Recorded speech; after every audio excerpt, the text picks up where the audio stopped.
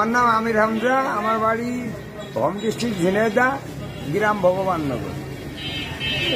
37 বছর ধরে বাজাচ্ছিল। ক্ষণিকের জন্য সবাই ভালোবাসে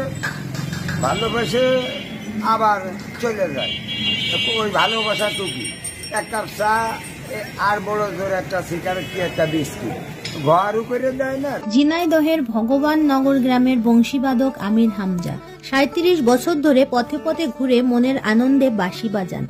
বাঁশিতে ফু দিলেই নাকি তিনি ভুলে যান সকল কষ্ট। দেশের প্রতিটি শহর ও গ্রামে গঞ্জে বাঁশি বাজিয়ে ঘুরে বেড়ান তিনি। বাঁশি প্রেমী এই মানুষটি জীবনের শেষ দিন পর্যন্ত বাজাতে চান বাঁশি।